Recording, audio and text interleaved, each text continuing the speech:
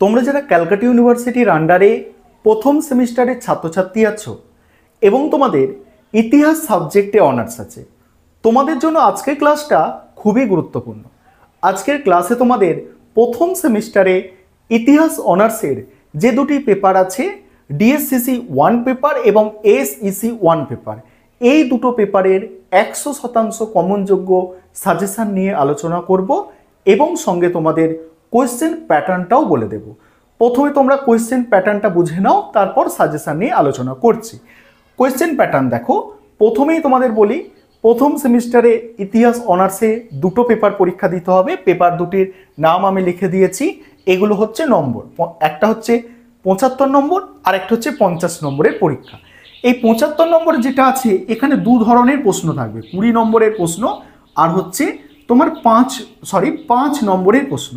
20 নম্বরের প্রশ্ন এবং 5 নম্বরের প্রশ্ন।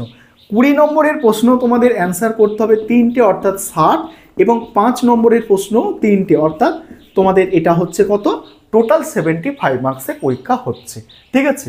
আর এখানে যেটা 50 নম্বর আছে না, এটা তোমাদের 30 নম্বরের প্রশ্ন থাকে আর 10 নম্বরের প্রশ্ন থাকে।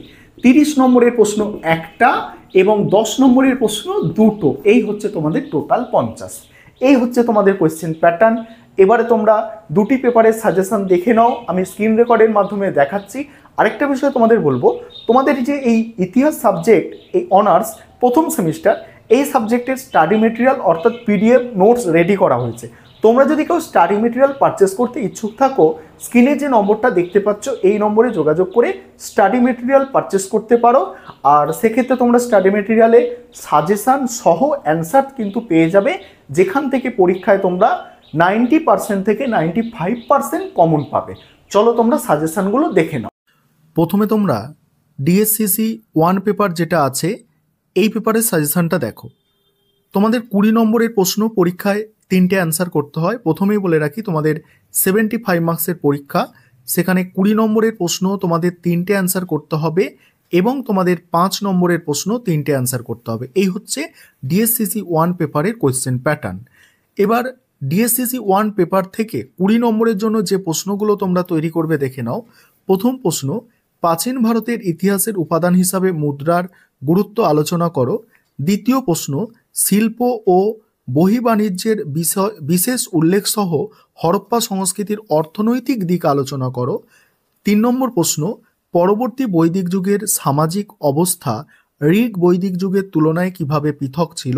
যেগুলো স্টার দেওয়া আছে সেগুলো মোস্ট ইম্পর্টেন্ট প্রশ্ন, তোমরা বুঝতেই পারছ। পরের প্রশ্ন, ষোড়শ মহাজনপদ সম্পর্কে একটি টিকা লেখো।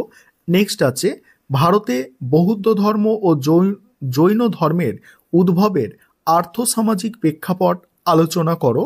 তারপরের প্রশ্ন, আর্য সমস্যা বিশ্লেষণ করো। নেক্সট আছে, হরপ্পা সভ্যতার নগর কাঠামোর মূল বৈশিষ্ট্য বা নগর পরিকল্পনা আলোচনা করো। পরের প্রশ্ন, বৈদিক যুগে ধর্মীয় জীবন সম্পর্কে সংক্ষেপে উল্লেখ করো। নেক্সট, বৌদ্ধ ও জৈন ধর্মের পার্থক্যগুলি নির্ণয় করো। নেক্সট আছে, মধ্যপ্রস্তর ও নব্যপ্রস্তর যুগ সম্পর্কে আলোচনা করো।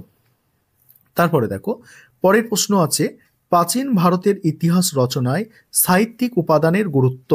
এবারে এক্সট্রা কিছু প্রশ্ন আছে, তোমরা অনার্সের স্টুডেন্ট তাই এক্সট্রা প্রশ্ন, যারা একটু বেশি পড়াশোনা করবে ভাবছো, 20 নম্বরের এক্সট্রা কিছু প্রশ্ন দেওয়া আছে 5টা, তোমরা একটু দেখে রাখতে পারো।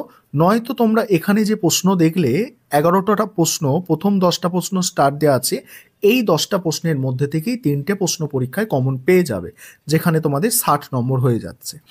তারপরে হচ্ছে দেখো, 5 নম্বরের প্রশ্নের জন্য যেগুলো তৈরি করতে হবে, 5 নম্বরের প্রশ্ন আমি কোনো স্টার চিহ্ন দিইনি, কারণ 5 নম্বরের মাত্র আমি 13টা প্রশ্ন রেখেছি, আর এগুলো সবই তোমাদের দেখতে হবে, কারণ 5 নম্বরের প্রশ্নের উত্তর খুব ছোট ছোট হয়। প্রথম প্রশ্ন, প্রাচীন ভারতের ইতিহাস পুনর্গঠনে প্রত্নতাত্ত্বিক উপাদানের গুরুত্ব। নেক্সট আছে, মধ্যপ্রস্তর যুগের বৈশিষ্ট্য। হরপ্পার নগর পরিকল্পনা সম্পর্কে লেখো। নেক্সট, হিস্ট্রি ও ইতিহাসের মধ্যে পার্থক্য। নেক্সট, সভা সমিতি সম্পর্কে আলোচনা করো। নেক্সট, আর্য সত্য সম্পর্কে টিকা লেখো। পরের প্রশ্ন আছে, পরবর্তী বৈদিক যুগে কৃষি অর্থনীতির বৈশিষ্ট্য লেখো। নেক্সট আছে, হরপ্পা সভ্যতার পতনের কারণগুলি আলোচনা করো। নেক্সট, সঙ্গম সাহিত্য বলতে কি বোঝো। পরের প্রশ্ন আছে, চিত্তধূসর মাটির পাত্রের বৈশিষ্ট্য। তারপরের প্রশ্ন, মেঘাস্তিনিস সম্পর্কে একটি টিকা, কৌটিল্যের অর্থশাস্ত্রের ওপর একটি টিকা এবং অষ্টাঙ্গিক মার্গ। এই হচ্ছে তোমাদের ডিএসসিসি 1 পেপারের সাজেশন।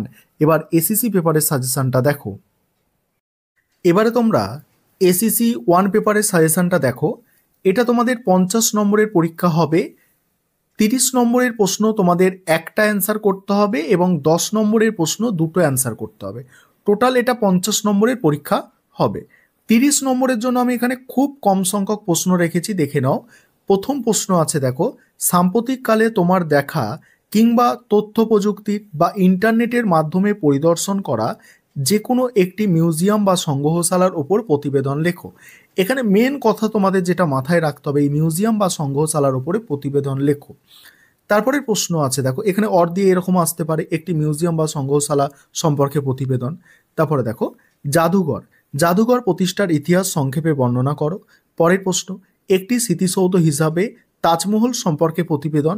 নেক্সট আছে মুর্শিদাবাদের হাজারদুয়ারি, হাজারদুয়ারির প্রাসাদ সংগ্রহশালার ওপর একটি প্রতিবেদন। এখানে আমি 4টে প্রশ্ন রেখেছি। মোস্ট ইম্পর্টেন্ট প্রশ্ন প্রথমেরটা, তারপর 4এরটাও ইম্পর্টেন্ট আছে। এবার 10 নম্বরের প্রশ্ন দেখো। প্রথম প্রশ্ন, জাদুঘর বা সংগ্রহশালা কি? বিভিন্ন প্রকার জাদুঘর সম্পর্কে আলোচনা করো। দ্বিতীয় প্রশ্ন, লেখাগার বা মহাফেজখানা কি? শিক্ষা সম্প্রসারে এর ভূমিকা লেখো। তারপরে দেখো পরের প্রশ্ন, লেখাগার কি? বিভিন্ন প্রকার লেখাগার সম্পর্কে আলোচনা করো। পরের প্রশ্ন, লেখাগার কি? লেখাগারের কার্যাবলী আলোচনা করো। নেক্সট আছে সংগ্রহশালার উদ্দেশ্য বা কার্যাবলী আলোচনা করো। পরের প্রশ্ন, সংগ্রহশালার প্রদর্শন নীতি আলোচনা করো। এই ছিল তোমাদের এসইসি পেপারের সাজেশন।